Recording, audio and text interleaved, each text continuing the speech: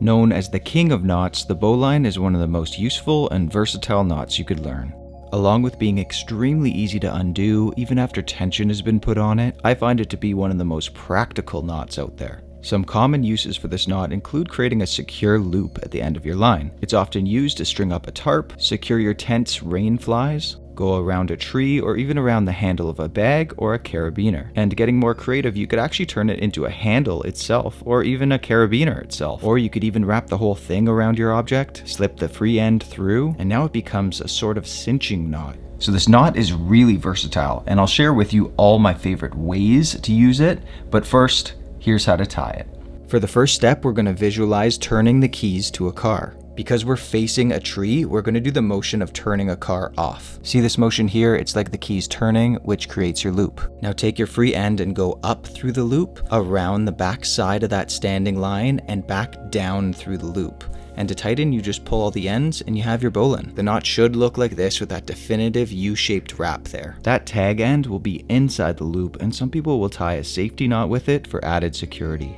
Now, if you accidentally wrap around the wrong line, it could turn out like this. The knot itself looks the same, but it's wrapped around the loop end and not the tension end where it's supposed to be. Never fear though, if you've accidentally tied this, then you've actually tied the anti-bowline knot, which is just as strong and arguably even more secure than the original bowline. To tie it a little bit faster, you could keep the free end in your hand as you go through that wrist motion of the car turning off, and it's already in position to be wrapped around and back underneath, just like normal. While it's great to learn a knot in a single direction, it's important to remember that when that knot flips, or you're tying it away from you versus towards you, that technique is going to change a little bit. And that's one thing I personally struggled with, tying a knot facing myself or facing the other way. How exactly do you remember how to do each knot?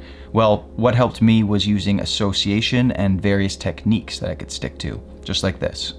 For instance, tying around a backpack or a tent peg where the object's closer to us and then that tension line is farther away from us. And so depending on where the object is, that knot itself is going to be turned around and facing the opposite way. So initially there was that tree in front of us, so we had to turn the car keys off. But now we have open space in front of us, so we can turn the car keys on. And with that wrist motion, we're going to use it on our standing line to create the loop there. Now the rest of the steps are pretty much the same, and there's even an old saying to help you remember this part. It goes like this: the rabbit comes up through the hole, runs around the backside of the tree, and back down into its hole.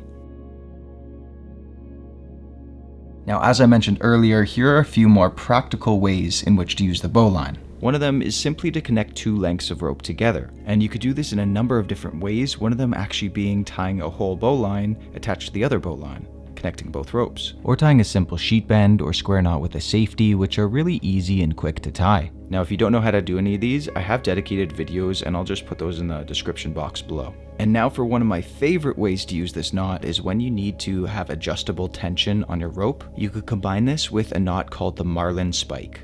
Basically, you go around your object and wherever you want your line to tighten, you put a stick in there and it'll lock it completely in place. And if you want to readjust, you could just slide that marlin spike along the rope, or you could take that stick out completely and readjust that way. Thank you everyone for watching. I'm DJ with the Bear Essentials.